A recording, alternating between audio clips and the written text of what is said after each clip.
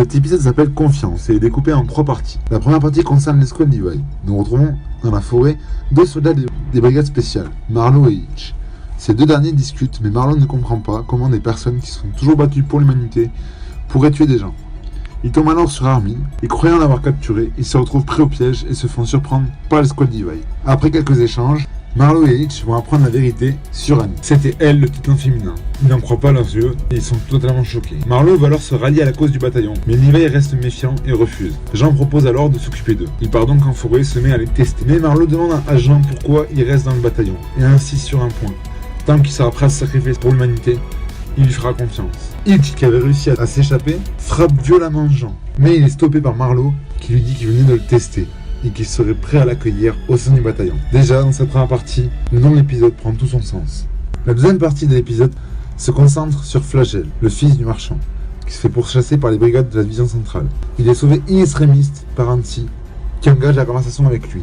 Flagel lui révèle que c'est un homme avec un grand manteau noir qui a tué son père. Puis elle tente de le convaincre de venger son père et de s'insurger. Il refuse d'abord. Il dit à Antti que c'est la fin du bataillon. Et là, Antti m'a fait vraiment rire, puisqu'il dit à Antti que le bataillon doit accepter son échec, mais Antti lui réplique que l'échec c'est la routine du bataillon. On retrouve Flagel quelques temps plus tard, comme pris au piège par les soldats de la division centrale.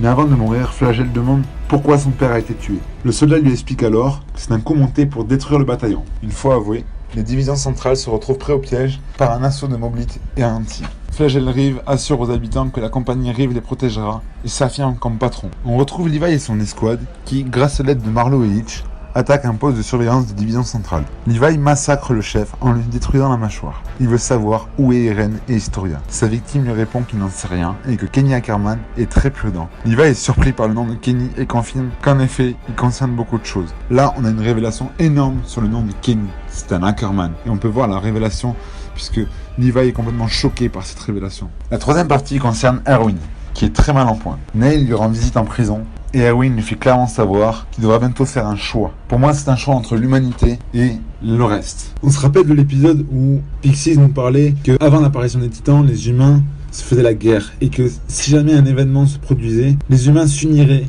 pour vaincre cet ennemi. Cependant, les humains ne sont pas vraiment très unis.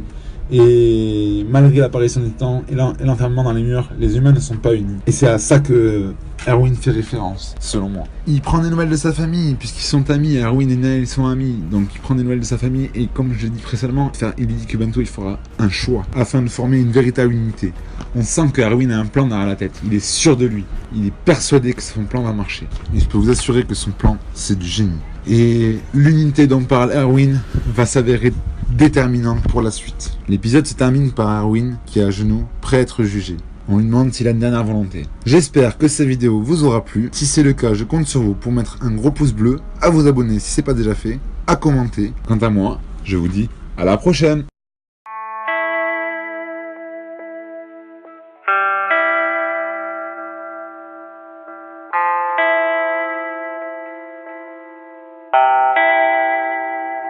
And I just wanna go somewhere where I could just stay inside, where I could just lose my mind, where I could just